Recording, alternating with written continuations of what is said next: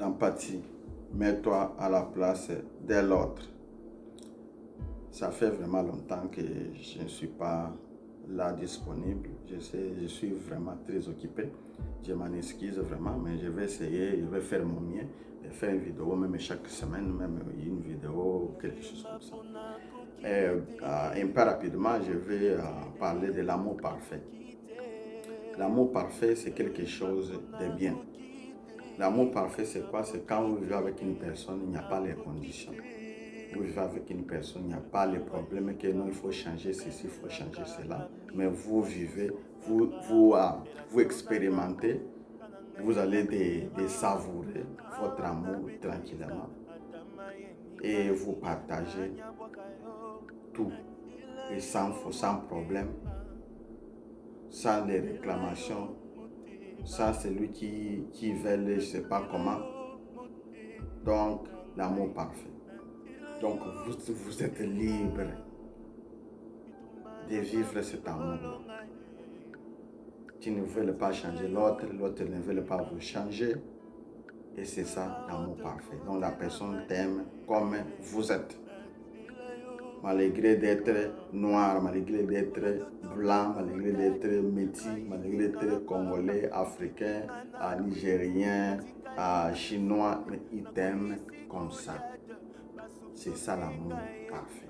C'est l'amour qui ne veut pas, l'amour qui n'est pas là pour changer l'autre, mais l'amour qui s'aime soi-même. Donc, on ne peut donner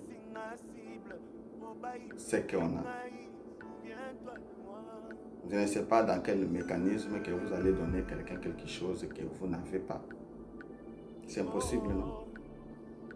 Donc, dans l'amour parfait, je voulais aller avec un exemple d'un chien. Disons que j'ai un chien chez moi. Vous allez voir, vous allez constater qu'il y a l'amour entre moi et mon chien. L'amour est vraiment harmonisé, sans condition. Je nourris mon chien. Quand je sors, mon chien, je reviens, mon chien m'accueille, saute sur moi, il fait tout.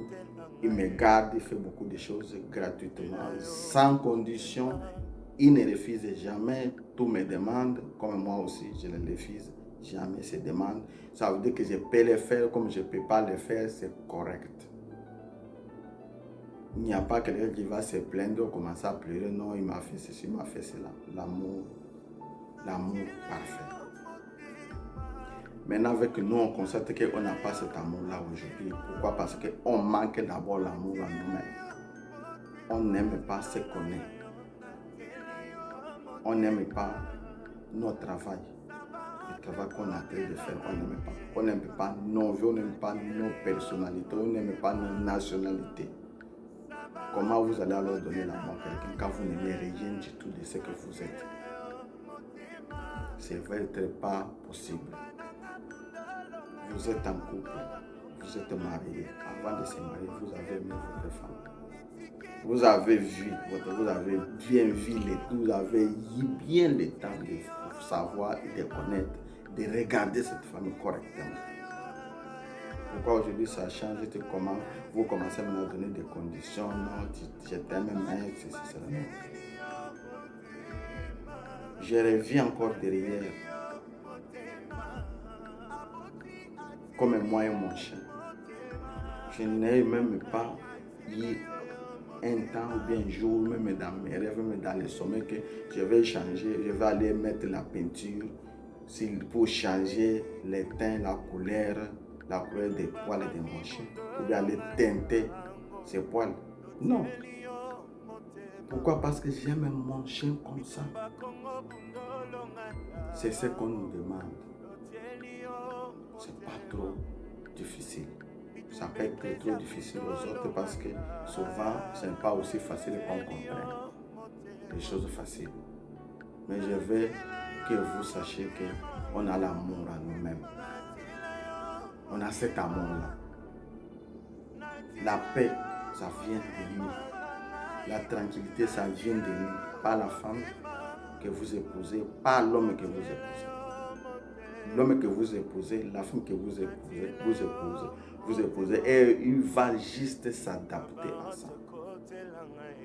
Il va juste s'aligner à ce que vous avez, avec cette énergie que vous dégagez, et ça va aussi la contaminer. Et les choses vont aller très bien, tranquillement. L'amour va être parfait. Surtout quand on ne veut pas changer l'autre. Pourquoi vous voulez changer l'autre quand vous-même vous êtes là et vous ne voulez pas qu'on vous change? Parce qu'on ne peut pas vous changer. Pourquoi vous voulez me changer? Donc, changer une personne, c'est comme chercher à dire à un chien de ne pas s'asseoir comme un humain. Jamais de la vie. Les chiens se couchent, ils s'assoient d'une position avec la tête en l'air, soit ils se mettent debout. Ça se limite là. Si vous voulez forcer un chien de s'asseoir comme un humain, en tout cas, le chien va mourir. Donc c'est ce que vous entrez de chercher, de demander à votre femme, à votre mari, à votre fiancé de faire. C'est impossible. À moins que vous ne l'aimez pas. Aimez la personne comme elle est, il ne peut pas changer. Il ne peut pas changer. Il y a des choses qu'on change, il y a des choses qu'on ne change pas. Et surtout, les changements, ça vient de la personne seule, sa conscience. Il faut que quelqu'un vienne à un niveau, à un moment donné, dire, je dois changer ça. Et ça va se changer. Ce n'est pas en forçant, non, on ne force pas ça. Aimer la personne sans condition, ça sera plus facile. Et notre dernier exemple, quand vous partez au magasin, achetez les souliers. Vous avez les votre pointu c'est 12. Je ne pense pas que vous allez vraiment acheter numéro 10. Ça va desserrer, ça ne va même pas entrer. Ou bien vous allez acheter numéro 14. Tu vois comment c'est long. Ça ne va pas se faire. Ça va te dépasser plutôt. Ça va être trop long. Si tu achètes, si vous achetez numéro 12, ça va être serré. Vous pouvez peut-être mettre ton pied, vous allez marcher, mais à un moment donné, ça va commencer à te piquer. Ça ne va pas aller.